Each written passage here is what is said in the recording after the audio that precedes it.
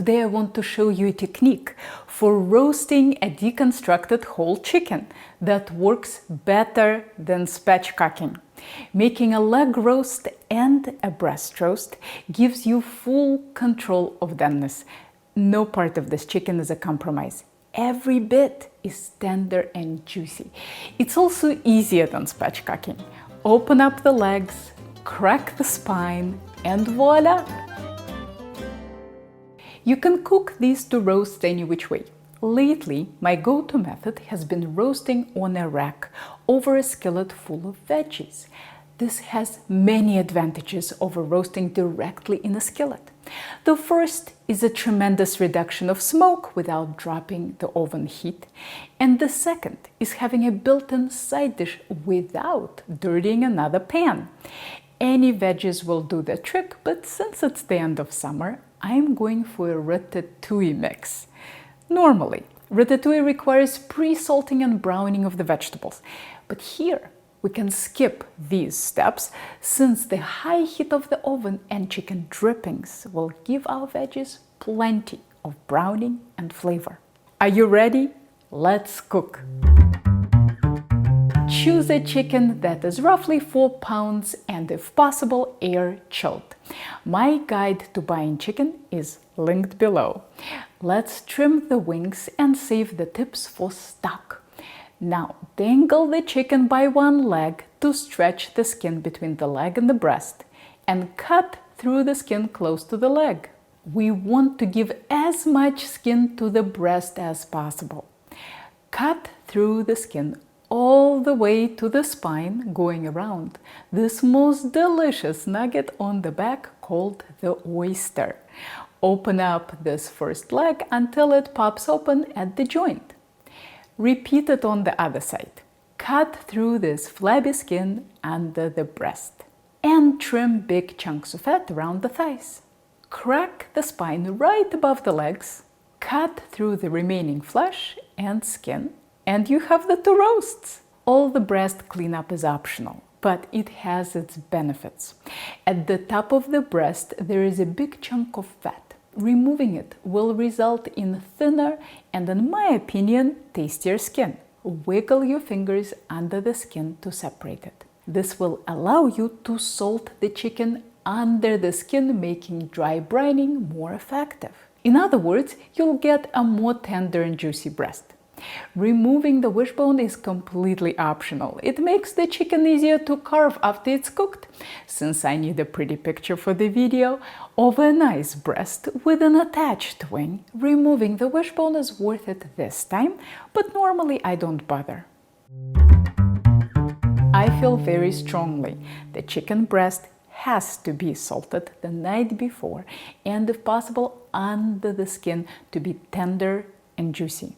You probably heard of this technique. It's called dry brining. Salt will change the structure of the protein, reducing how much the muscle contracts and squeezes out the water during cooking. Once you get some salt under the skin, reach in and spread it out. Pull back the skin and salt the bottom of the breast as well. Salt the wings, the back, and the cavity, but not nearly as heavily as the breast. The salt I'm using is Diamond Crystal Kosher. Here is how it compares to other salts. You can use whatever salt you want, but you'll need to adjust the volume. For this kind of task, the salt isn't measured. You really just need to go with your gut here and adjust next time. To improve browning, I'm going to use my not-so-secret weapon, the grilling glaze. You can skip it, but your chicken won't be quite as brown or flavorful. For the glaze, we'll need 1 garlic clove grated on a microplane zester, 1 teaspoon soy sauce, 1 teaspoon pomegranate molasses. Alternatively, you can use half a teaspoon of balsamic vinegar and half a teaspoon of honey, and 1 teaspoon of Dijon mustard. Mix it all very well and then slowly drizzle in 1 tablespoon of a neutral oil like grapeseed while whisking constantly until the mixture thickens. I like to stir in some za'atar mixture for aroma, but that's completely optional. You can also try dry oregano. Drizzle a little of this mixture all over the chicken and rub it in. Normally, I apply this glaze right before roasting, but I heard from a few of my viewers that it's hard to judge the amount. Too much and the chicken burns. Too little and it doesn't brown as well. To solve this problem, let's apply the glaze in advance. Just the right amount will penetrate the skin and then we'll dry off everything else tomorrow before roasting. Don't try to use all the glaze, you need very little. The leftovers can be refrigerated and used for some other project. Cover the chicken with plastic and put it in the fridge overnight.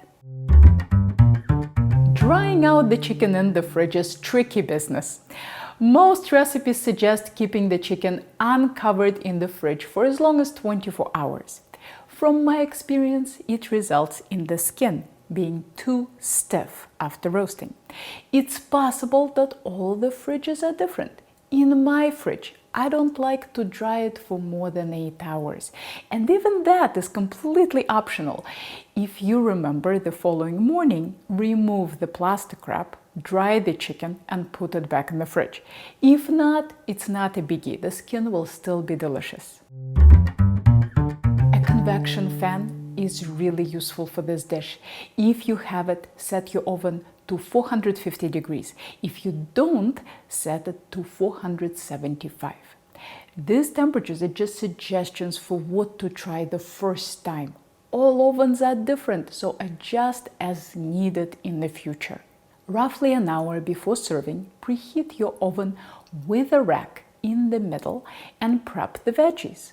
I'll use a bell pepper cut into strips, a few summer squash quartered lengthwise and cut into half-inch pieces, half of a red onion sliced pole to pole, a few sliced garlic cloves, a few sprigs of rosemary and thyme stemmed and minced, and some small tomatoes cut in half.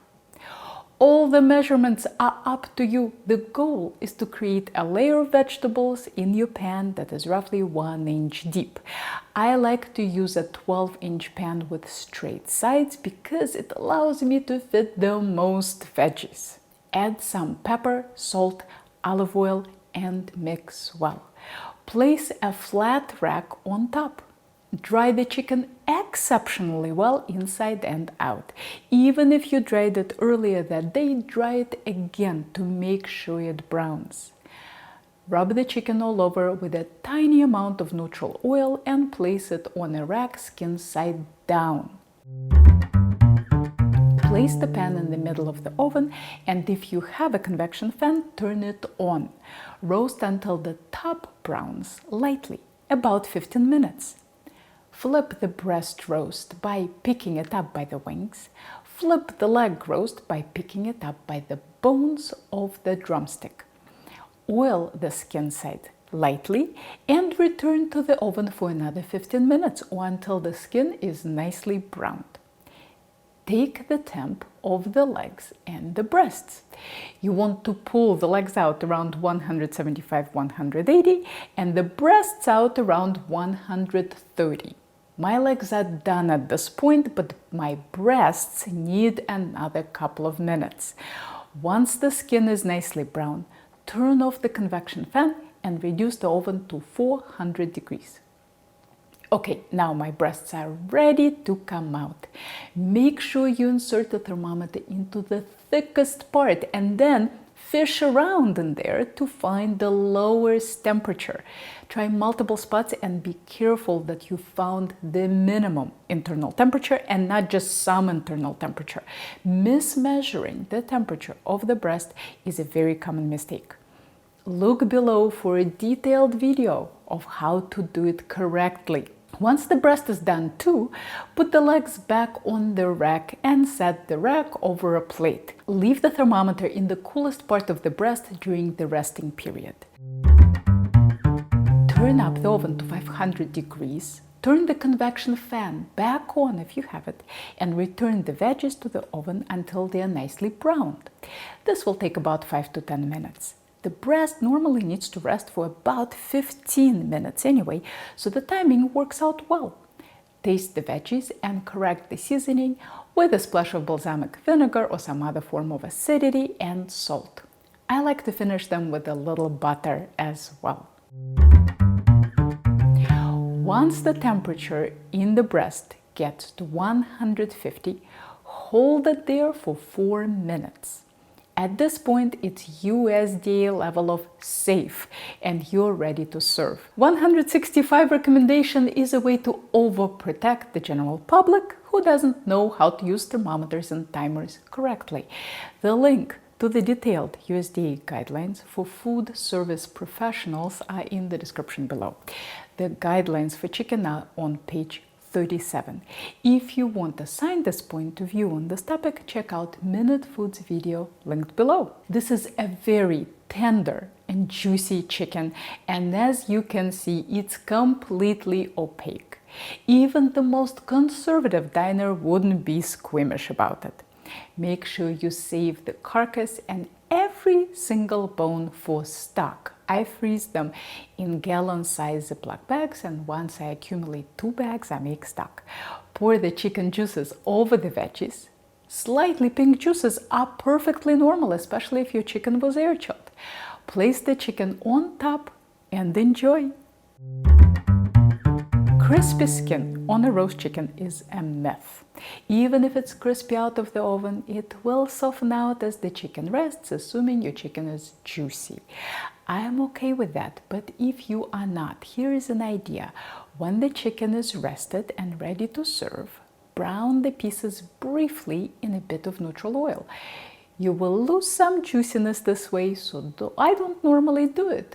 But you can try it and decide for yourself. Here are more thought-provoking culinary videos for you to check out, and if you are ever in the Boston area, maybe I'll see you in one of my classes.